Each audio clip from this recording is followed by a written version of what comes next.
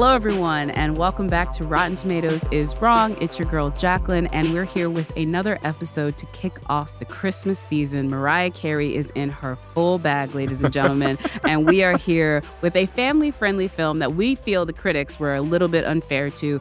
I'm so excited to have my co-host along with me again today, Mr. Mark Ellis, sir. I know this is right around the time where your Amazon wish lists start coming over. Yeah, right? I'm so bad at putting together. My mom will text me without fail, like December 1st, and she's like, okay, Santa's on the line. What do you like? And I'm like, I like socks now. Like, I'm at that age where the stuff that I hated getting as a kid is the stuff I need now. Wow. So my mom hooks me up with socks. She hooks me up with... She needs to get you some shirts this year then. Tell her the T-shirts. I'm not big on T-shirts. You have to wear sleeves. She's going to give me one big Wake Forest sweatshirt, and that's going to carry me through to next year. You have to wear sleeves that are not part of a hoodie. I think our guest, who is looking very dapper next to him, will agree. Of course, this is our man, Tony Baker, joining us today to talk about Family Man with Nicolas Cage. Tony, sir, welcome to Rotten Tomatoes is Wrong. Glad to have you here to talk about it as a family man yourself. Thanks for having me. It's good to be here. It's good to be back in the Rotten Tomatoes mix. Good to see you in person as opposed onto my TV. Right. Because anytime I'm watching the games, like Tony's on every other commercial. He's Pretty popping much. up. Yeah, he's an omnipresent force in my life, even when we haven't seen each other in a The while. man is working, which we're going to talk about another man working in this one. That, of course, is the 2000, I would say, dramedy, cult classic a little bit. There's a lot of folks that are a fan of this one. It's 53% rotten on the Tomatometer, but it has a 67% audience score. It's a Nick Cage movie, so of course it's going to be on our editorial feature. Nick Cage movies ranked. It is on the lower side at the 53%, ranked at number 47. The very bottom one is Left Behind at 93. That was part of likely the Nicolas Cage trying to pay off the taxman phase. But number one at 97% is a movie that I love, but the person who lives in my house is not a fan of, and that's Pig from 2021. It's also on the 150 best Christmas movies of all time. Number one on that one is Clang, Clang, Clang with the Trolley and Meet Me in St. Louis. Family Man is ranked at number 107. Oh, it couldn't break the top 100 Right. I mean, of Christmas movies. At least it's on the list. Like, let's be real. Christmas movies run deep. We could name at least 20 banger ones, and we are a firm believer that Die Hard is on the list. And I know for a fact Die Hard ranks higher than this. And Die Hard 2. And Die Hard 2. I want to see this little Meet Me in St. Louis from 1944. How is it better than Die Hard? You do not come for Judy Garland. Like, I'm glad you're here, but you are a guest of this house. It's 44, man. And They probably didn't even talk normal then. The gays are going to come for you, sir. You need to leave that one alone. Well, That is she's a leggy Judy. Jane. I wonder what she's doing this holiday season. Hey, Willikers. Hey, what's going on here, Santa? What's the big idea? Oh, my God. Oh, my God. There's probably like 10 critics that reviewed that. No, oh my God, the TCM crowd is going to come through this microphone and stab you both. But before we have them do that, I will go ahead and just at least start off with the place where I think we should, which is, Mark, can you at least tell us a little bit about Family Man? Because this is a movie that involves, I don't even know what I'm going to call it, time travel? I've been waiting for this. This is almost like alternate universe kind of stuff because Nicolas Cage plays a man who is very successful and very without a family at the outset of this movie. So you can kind of look at this as Christmas Carol with a little bit of Through the Looking Glass with it because It's a Wonderful Life-ish. It's a Wonderful Life as well because in reverse. It's about the choices that you didn't make. It's about the alternative steps you could have taken in your life and where that would have landed you, where you get a glimpse as our character who's sort of the Clarence, the angel of this story, played by Don Cheadle, introduces Nick Cage by a weird incident at a convenience store on Christmas Eve that, hey, you know what, I'm going to show you what your life could have been like. So Nicolas Cage goes to bed in his nice New York City high-rise by himself, the way he likes it, and he wakes up, and who's he in bed with? Leoni, and who comes in the room? 2 kids and a huge dog. Oh my God, he's been married to his sweetheart for 15 years, as opposed to the decision he actually made where he got on the plane and he didn't come back for her. So Now he has to live this life knowing what he knows about his other life. And he's like, I don't belong here. I want to go back to my nice little, oh, but wait, now this family is starting to grow on me a little bit. And I meet the neighbor. And, oh, this is a community. And it's a very different life than I thought I'd have. I work at a tire store and I'm just selling tires at retail. But I kind of feel a connection to this family and this woman that I've loved my whole life, never stopped loving her. What's going to happen? Is she going to feel the same way about him back in this other world? It's a collision of universes and feelings and emotion. And the perfect time to do all that is the season of giving. Yeah. For sure. I mean, this one definitely puts you in the feels. If you have a family that you like, this will be the movie that makes you like not take them for granted, which is amazing. Tony, I'm going to start with you just real quick because we're going to dive deep in movie talk. But before we get there, if you can just tell me, is Rotten Tomatoes wrong? Like, how do you feel about this, having just watched it? I'm not surprised that they didn't like it just because critics can be harsh on good stuff. Like if it's too, on the nose with the, the message, they like, I don't like it. Critical snobs. Because, It's a Wonderful Life bombed when it came out. That is true. So that it's is like very they true. don't appreciate what's good. But when Family Man came out, I remember it doing well at the box office. It had good legs. It made like 70-something million. The budget was high, but it still did better than anticipated. Yeah. No. And so made its money back. That proved that, audiences like, I like this. Yeah. And so I feel like, I'm not surprised. And they're tough on Nicolas Cage. Yeah.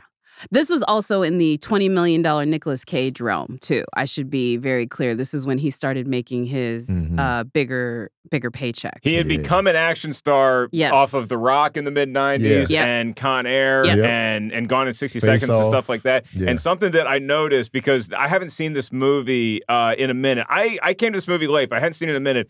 The first scene of him was just walking around in his skivvies, and he's got he's pretty built. And I'm like, this dude's definitely been working out. Then it hit me, and I was like, oh my God, he's in Superman shape right now. Yeah. He was about to play Superman in Tim Burton's Superman Lives, and then our late great buddy John Schnepp made the documentary, The Death of Superman Lives, What Happened, about how the fallout of that. But it's like you're watching it, and oh my God, this guy's about to play Clark Kent. And he's also like a rich single dude who basically he works hard, and then he works out hard, and then he hooks up hard. Yeah, and it fits in at the time. I think he had just maybe worked with Scorsese at this time too, because he had just recently maybe done Bring Out the Dead, or he's about to do Bring Out the Dead. It's somewhere around this time. He loved it. He counts that as one of his top 5. Martin does? No, Nicolas Cage. Nicolas Cage does. Okay. Let's go ahead and find out what the critics were saying at the time. I hope that Tim is not as maybe as forceful as Tony. Let's hope we got good vibes for this one and see what the critics were saying in our segment we like to call 2 Minutes with Tim. 2 Minutes with Tim. Frank Capra's It's a Wonderful Life is the rarely disputed choice for the greatest Christmas movie of all time. And when people say a movie is Capra-esque, what they're describing is a kind of old-fashioned feel-good tale of the little guy sticking up for good old American values. In other words, It's a Wonderful Life in its broad outline. But if you're watching it for the first time, you're likely to be taken aback by how dark much of it is. There are moments in It's a Wonderful Life that are as tough and despairing as any film noir of its era. This is a movie that earns its happy ending. It was inevitable that the Family Man would draw comparisons to It's a Wonderful Life. It's another holiday tale about a man who, through traumatic supernatural means, gets to see an alternate version of his world. But critics were largely mixed, with many finding it more schmaltzy and calculated than heartfelt, and others enjoying the strong chemistry between Nicolas Cage and Tia Leoni. The Family Man is rotten at 53% on the Tomatometer with 130 reviews, and it has a 67% audience score. So what did the critics have to say? In a rotten review, Joe Layden of Variety called The Family Man a slickly produced slice of sentimental hokum that borrows freely from a half dozen or so other, better feel-good fantasies.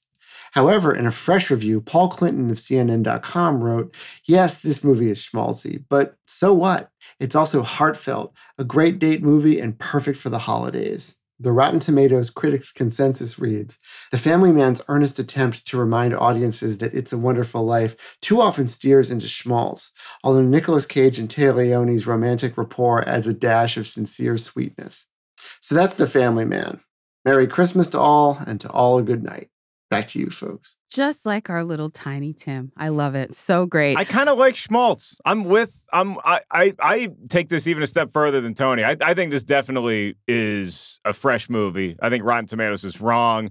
And I feel like you have the same inkling as I do. Yes, I was going to say, I completely forgot to ask both me and Mark on what we wanted to do. I wanted to hear what Tim said before I went. I did. I really did, We too. went I Tony wanted to get open there. I think for me, it's about right. Like, it's about right. At 53? At 53. Like, I'm not, like, warming up out of bed with this. I had a really great time with it. This is a joke that has one bit, and they ring that bit until the end, and it's cute, but it's not like it goes anyplace. It's, you know what I mean? Like, the what you want is what you get. The guy doesn't take his life for granted. There's a little bit of a twist at the end that keeps you kind of interested. Yeah, but I like a movie like this because it keeps us talking about what does happen. Like I kind of like want a fan fiction where they go from here a little bit, where the movie leaves off. You know, and I like when something does that. Like, you see a movie in the theater, like if three of us go to see Family Man, and then we go get something to eat or have a drink afterwards, and we're all talking about like what else could have happened. Yeah. You know, so that's kind of the vibes that I like with this movie.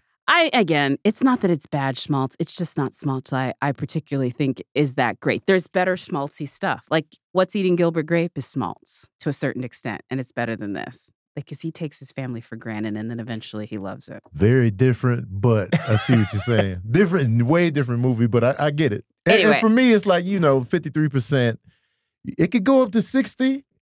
It could. Make it fresh. It could be 60. Get it to fresh. I think it could be a low fresh. Okay. But it's not like, it wasn't amazing. It wasn't like I left the theater like, oh, okay, that was cute. Do you like this better than Son-in-Law, which was our last like sort of holiday movie? That's what I'm like. You got to like have. This is me being like Christian towards you again, where I'm like getting you to compare your things. So I apologize for being this toxic, but I'm like, come on, this is cheesy. I'm a sucker for any sort of Christmas Carol-esque story. I love Christmas Carol. I feel like this has a little bit more of that, and this opens a gateway to introduce new generations to the Frank Capra stuff and like It's a Wonderful Life, things like that. So I feel like Nicolas Cage is a nice gateway to get to Jimmy Stewart. So I think I kind of like this a little more than Son-in-Law. Sorry, Polly, I love you. We'll get into this in movie talk, but I just think I'm on a different point in my journey. I look at families as dangerous entities that it's almost like an MLN that they're trying to like draft other people into.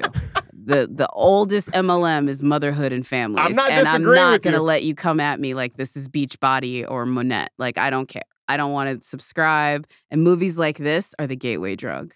So I look at them like... I have a retort that I will issue on the other side of Yes, let's talk about it when we get into movie talk. Brian, cue the music. We're going to need Tony the Family Man to break us up here, Jacqueline. Look, let's start with let's actually have a palate cleanser first, because before we get into the deep of it, because I know this is gonna like cause issues. Because again, Mark is a man who literally travels around the country to see his family at Christmas, and I pretend like you need to put out a wanted poster. So we are definitely on opposite sides of the spectrum when it comes to this. But let's start with... Is Jacqueline coming home for Christmas? Put her on the milk carton now. It's July. Put her on the milk carton now. We'll see if we can get her home. She's not pulling up on the family this holiday season.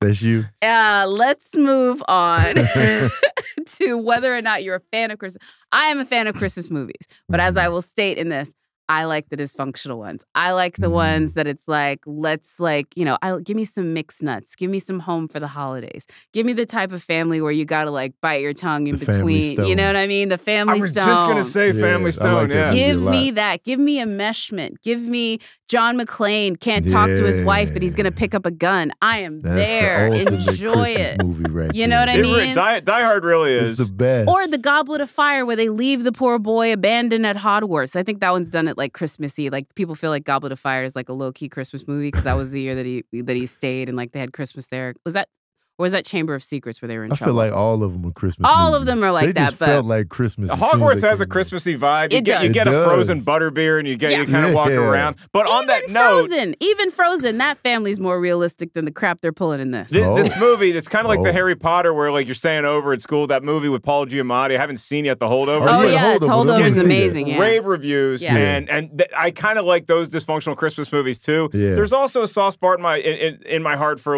the elf, kind of that side of the world. Garfield's Christmas is one of the best Christmas tales I've ever seen. And but it all again goes back to me either A Christmas Carol with like George C. Scott or Patrick Stewart or Scrooge with Bill Murray.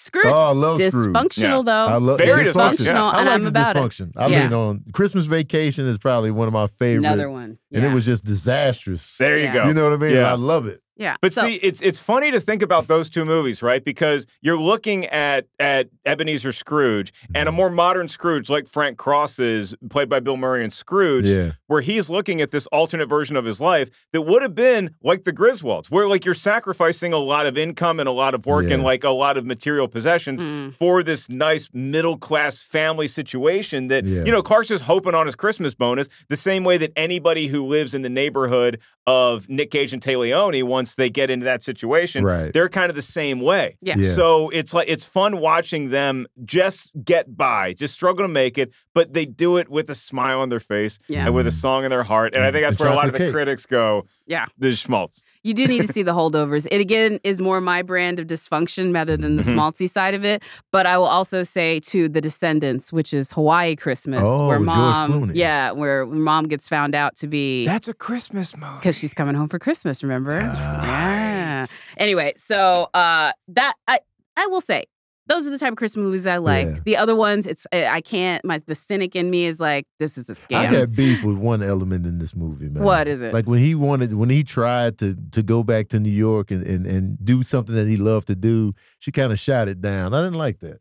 He don't want to sell tires. In this movie, there's a couple times when wifey's a little. I mean, look, I give Tay Leoni a lot of credit for multiple reasons. Because, again, I am like Nick Cage when he wakes up or at the beginning of this movie. Like, that's my Nick Cage. That's kind of me. I like being by myself. You know, you might have romantic dalliance and goes nowhere every so often. Right. I'm kind of Nick Cage in this movie, right? a few zeros in the bank account less, but I'm Nick Cage in this movie. Then he wakes up, and it's like nothing about this situation I want. I don't want these kids. Who's this dog I have to walk every morning? Yeah. Who are these friends? But I'm married to Tay Leoni, and who plays Kate in this movie, and that's what a selling point that is. So whatever that woman told me to do, as much as I love to be independent, just sit and like get high with my dog after the end of the night. If Tay Leoni comes into life and she's like, hey, you need to do this and this and this and stop doing this and this and this, I'm like, oh man, I want to do what I love to do for a living. But wait a minute, though, Tony. Like, again, I'm not trying to say that you're wrong on the reaction or the defensiveness of it, but like, let's be real. The reality of her being supportive of that, what reality does that leave for her? That means that everything that she's doing, which is already tough. I mean, the first moment of the movie, she's like busting in on him.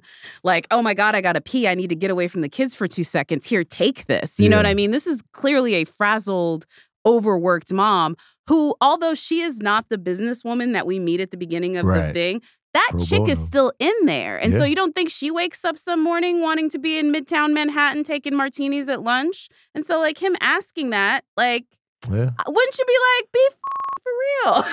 But now it's like, at least let him attempt. But him attempting, what is her world going to be like? I'm also saying this to a man who leaves 4 days out of the week, so I don't feel like I'm talking to the right audience.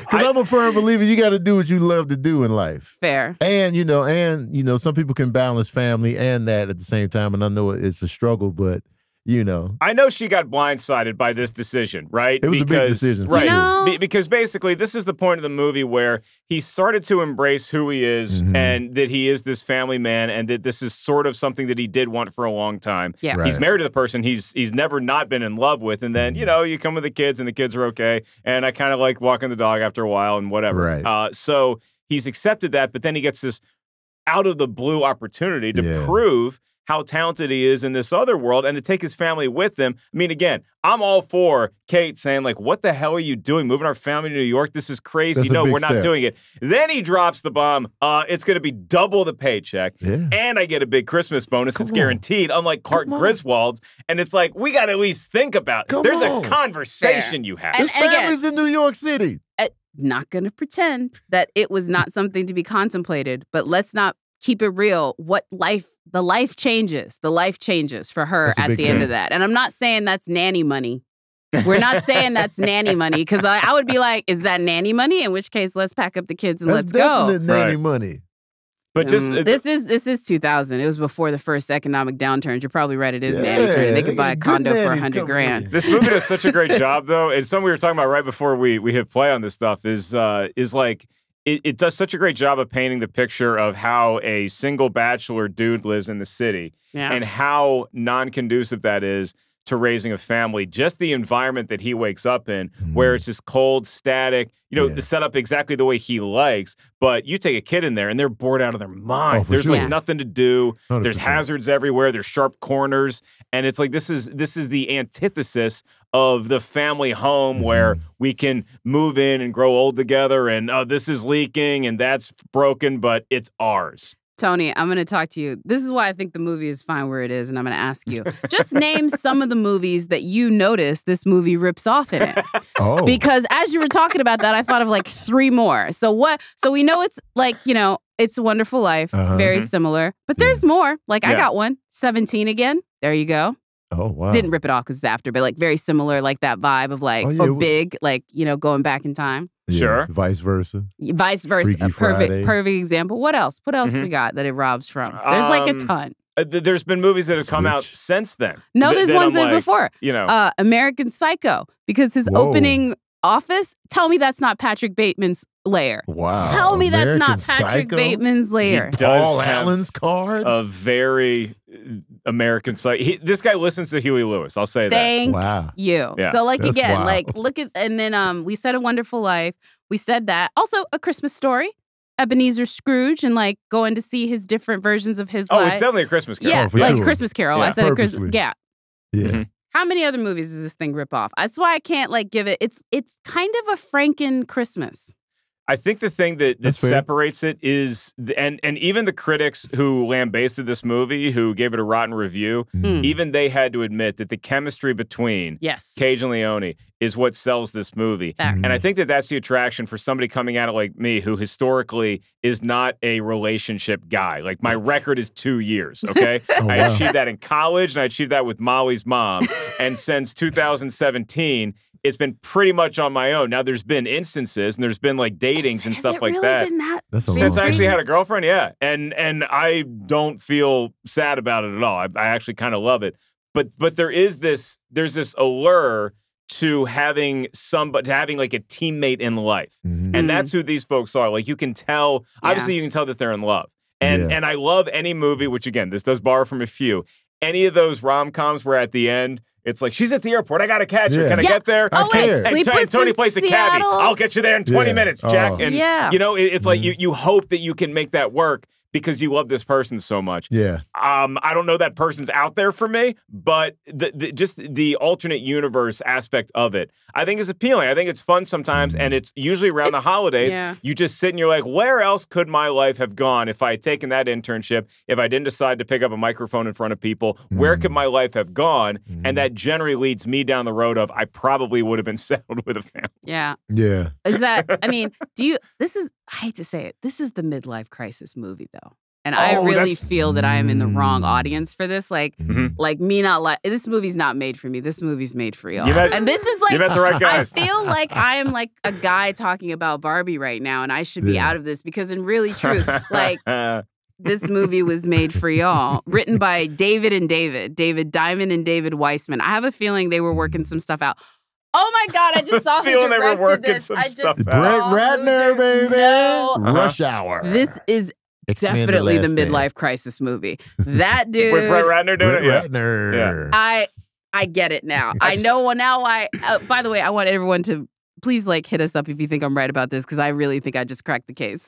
This is like a subdued Brett Ratner. This being a middle-aged, like, dude's kind of, not revenge movie, but just like, where else could my life have gone? Should I buy that sports car kind of thing? Yeah. Brian put a great nugget in here, is that in our notes, is that Nick Cage agreed to do this movie because he saw Rush Hour, was a huge fan of Rush Hour. Yeah. Oh, okay. And so that movie continues to have connective DNA with us here at Rotten Tomatoes, and especially the show Rotten Tomatoes is wrong. So that's a really funny thing. And like, when this movie came out in December of 2000, and like how much when you see the shots in New York City in this movie, how much our world was about to change. Yeah. And this, I think, even more so in retrospect, knowing all that. Yeah. It makes it feel like we're going back to a simpler time. Yeah. But you brought up Barbie, and you brought up how, like, because I loved Barbie. I thought it was maybe the best movie I've seen this year. Oh. This feels like Barbie, too.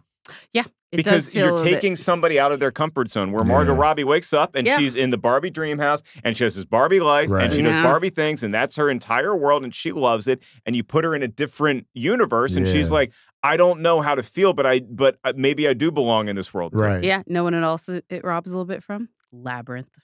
Going to rescue the life that you abandoned. I'm telling you, man, this movie is just a Frankenstein movie of schmaltzy moments. A lot of movies. I know, but this one, it's so blatant. Quentin Tarantino's whole catalog. I don't disagree with you on that, but he puts some eloquence to it. You know what I'm saying? Like, there's no eloquence to this one. It's not. Fair. There's a difference between a light touch on your booty at a party and grabbing, and this movie is grabbing for it. You know what I'm saying? Yeah. There has to be a scene you like in this movie, though. I do like watching him as a fish out of water, as the, whatever it is, as the guy that's waking up in the life. Like, basically, remember in The Change Up with Ryan Reynolds and Jason Bateman, like all those moments where he is just out of his depth with a woman that is like, why don't you know how to do this? You've been doing this for 20 years. Those are all really funny. What about you, Tony? Do you have a favorite scene from this one? I did like the chocolate cake scene because that was the moment where they really connected. You know what I'm saying? They were chasing each other for the cake.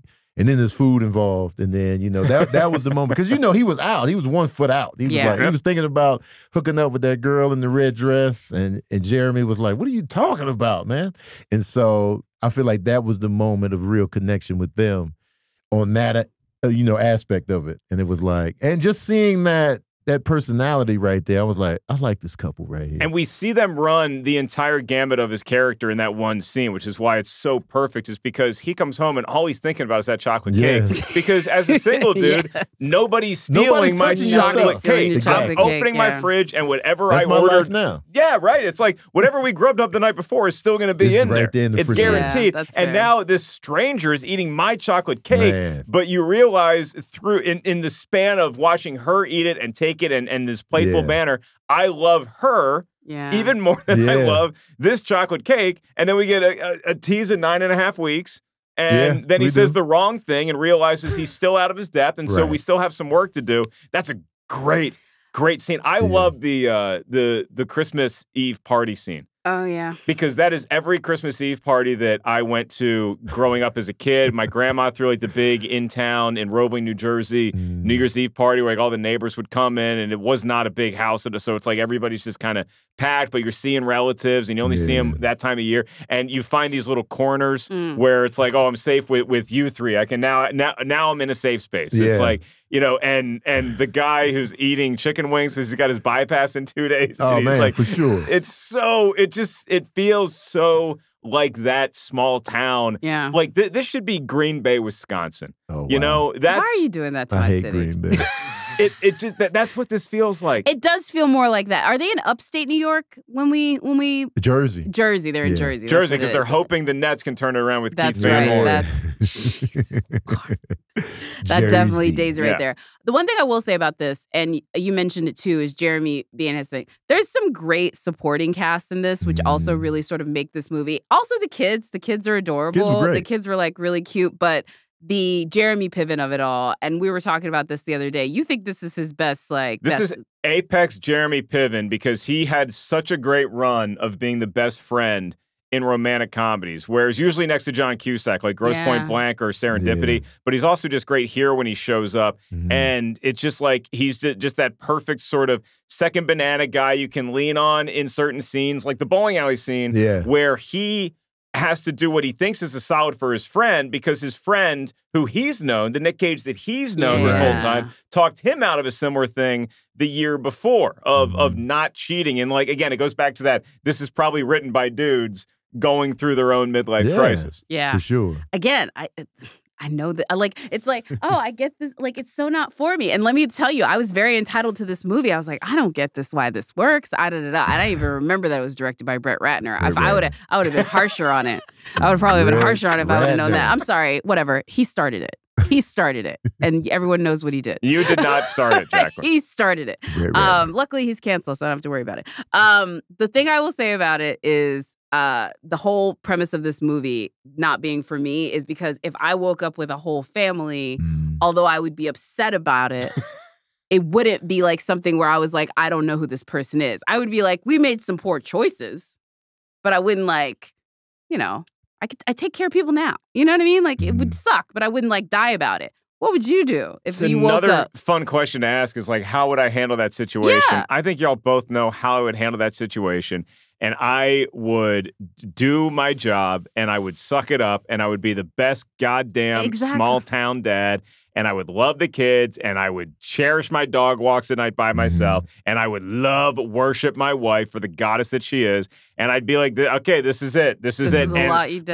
But much in the same way that he had his attitude towards work, where he's like this, he's working on this mega billion-dollar deal in his other life. And now he's working as the assistant at Big Ed's Tires. I'm like, I'm getting to management, baby. I'm taking over this location. We're opening 3 new locations by this time next year. Because you have to understand what your lot in life is. And the fact that there's such a lack of the angel, of Don Cheadle's angel, in the meat of this movie, where like he wants him to show up and give him some sort of, hey, maybe you should walk over here, maybe you should check out what's going on here. He's pretty much figuring this thing out on its own. For sure. But that's why Don Cheadle's such a great book into this movie too. Very true. How would you handle waking up and being in that situation if you just came from like just comic on the road, then you wake up and boom, oh my God, I have a full-blown, as Gen Z calls it, a full-blown family. Full-blown family. I would probably get used to it really quickly. Like, you know what I'm saying? Because I've already had experience with the wife from the past relationship. So I'm like, oh, we doing this. We did this. And the kids, I'm great with kids. So it's like, but for me, the whole thing is the job. What am I doing for a living? What are you doing to make Because my dream in life personally, I always knew I was gonna find love or a good mate. Like I've never worried about that. Not to be cocky or anything like that, but it's just like it's not cocky. I always knew got it. I would have a companion. If you're listening to this show, you might want to fire up YouTube because this is a catch right next to me. Because it's like I know I can find somebody because I vibe well. So for me, the scarier part of life for me is, will I do something for a living that I enjoy? That was always like the dream for me. And so once I pull up the Big Al's Tires, I'm just like, bruh. But like you said, if I could turn that business around and make it my own and put my stamp on it, and then we going global now, then I can live with Big Al's Tires. You will girl boss. You both girl boss immediately. The job is crucial. We know the highest of highs. We know the high of having a great set, and you walk off stage, and it's just like it all came together. I feel like we could simulate that if you make a big Stowe Tire sale, and then you just go back in my tiny little office. We open that bottle of Glenlivet he's hiding in his thing, and he's just like, let's celebrate this way. You can never accuse comedians of not being ambitious. Now, they maybe not ambitious about the that other people care about, but they're all ambitious, because to just do that is such a grind. Like all of you have been like meat ground on it. Like, I think the thing about comics and how they relate to this and being in that situation, waking up in this weird world where now all of a sudden you have all these responsibilities, is that when you're a comic and you go somewhere on the road, you don't necessarily have say over how the crowd's going to be that night, over if the mic's even going to work. Is this plugged in? Is this going to work? Is somebody going to drop a? Did they lie to me? Somebody going to spill a drink? Somebody going to heckle? You have to suck at whatever situation you're in. You have to suck it up and deliver for an hour. And so with this, it's the rest of your life. But you're like, I have to make the best of this. So I just hope that occasionally I get to go home at the end of the night and the chocolate cake isn't eaten. Also, you're good improvisers, so you're gonna amuse yourself for sure within the absurdity of it.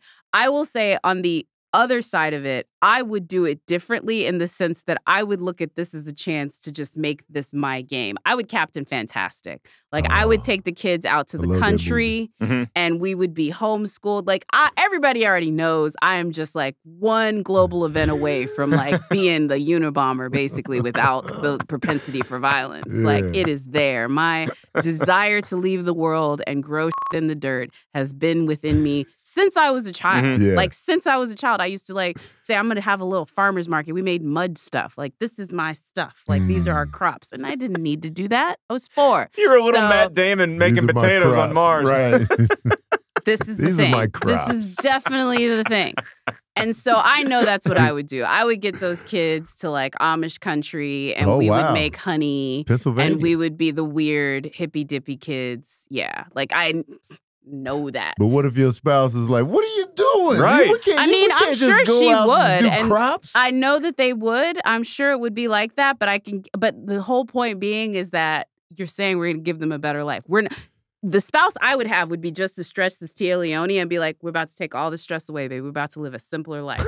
She has that card that she plays multiple times in this movie, though, where she's like, this is the life that we always dreamed about together, that, like, this is the house. She has this thing about, like, even if you gave her a crap ton of money and you could move to a nicer community within that and so, like, still keep your friends and stuff, she seems like she doesn't want it. She wants this house. Yeah. Even though it's not the biggest house, even though they can barely afford it. She wants this house. She wants this, like, she wants things her way. She loves this life. She's fully embraced what it is. And so even if it's a better situation on paper, I don't think that Kate is going to be up for it. Oh, no. Well, this is the best part about living in the country. You can have that house for when you need it, but we will live away from insanity. She really wants to be with these crops. You can't be that stressed out with your existence and someone say, let's move to the country and, like, chill out and not have it be appealing. Like, let's be real. World events in the next year are going to make that house seem very less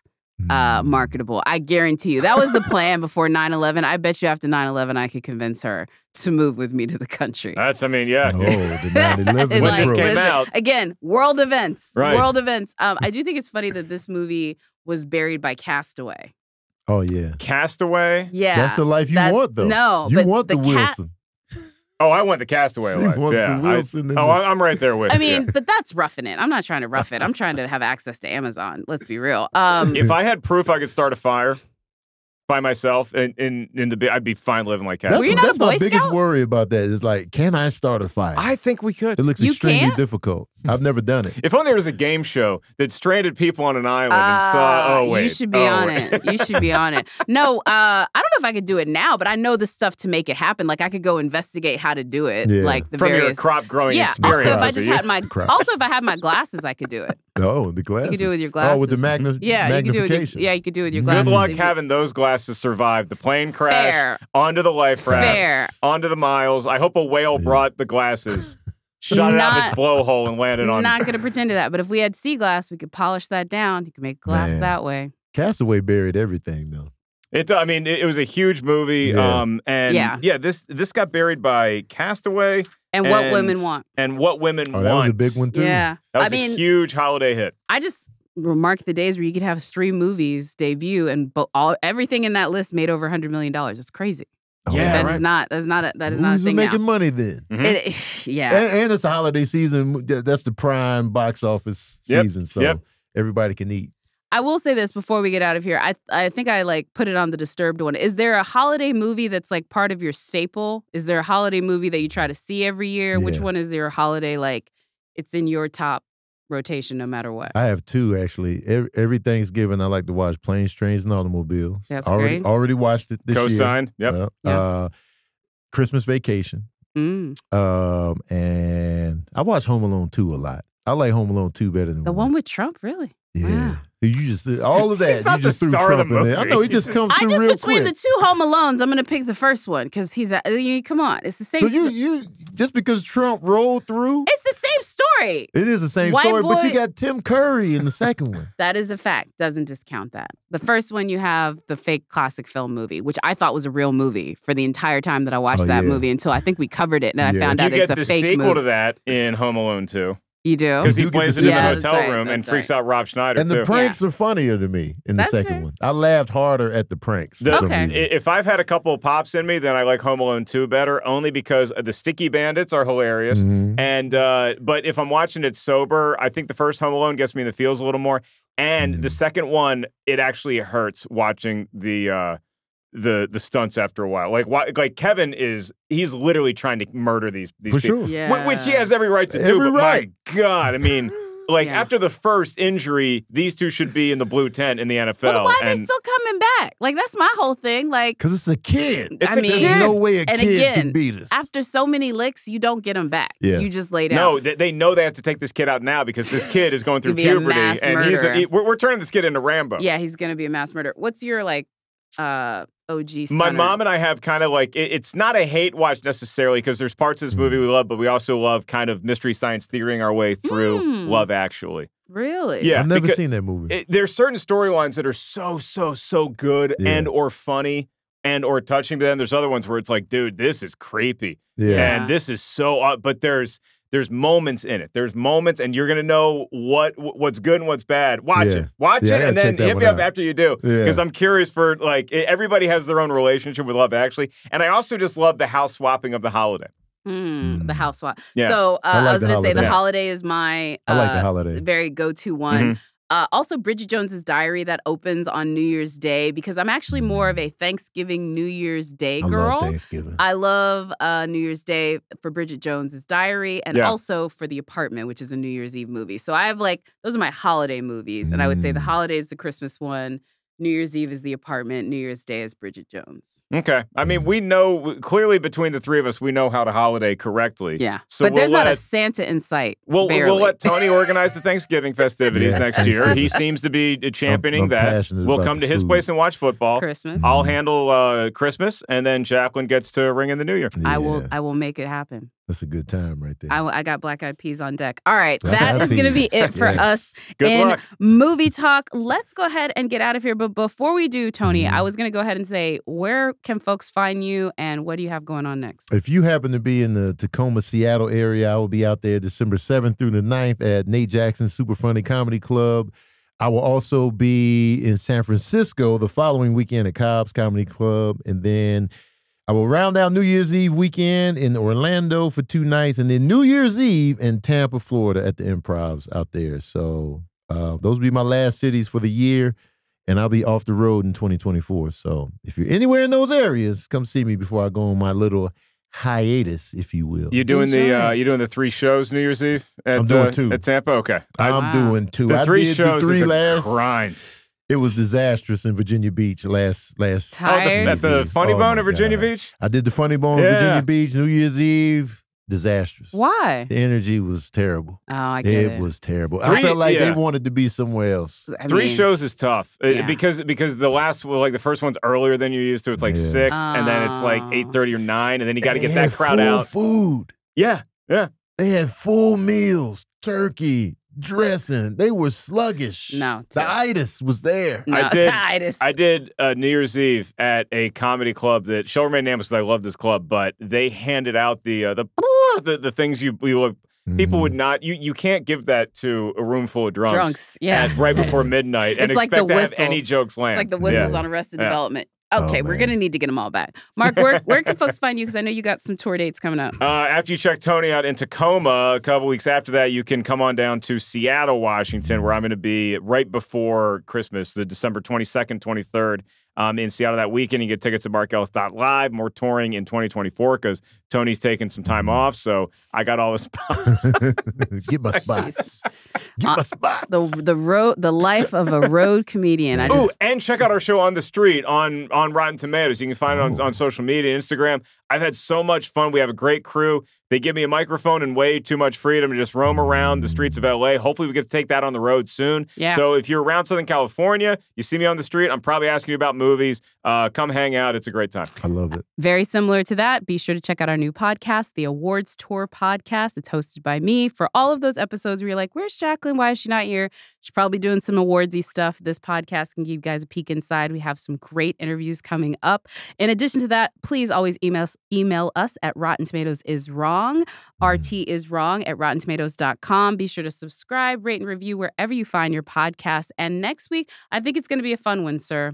We're going to be going to the place that really kind of birthed me in a lot of ways. Although it's not my hometown, it's definitely the town that I spent my formative years. Oh, yeah, The Legend of Billie Jean. That is right. Never seen it? With a very special guest. But it was filmed in Corpus Christi, Texas. There's like 5 movies that were filmed there.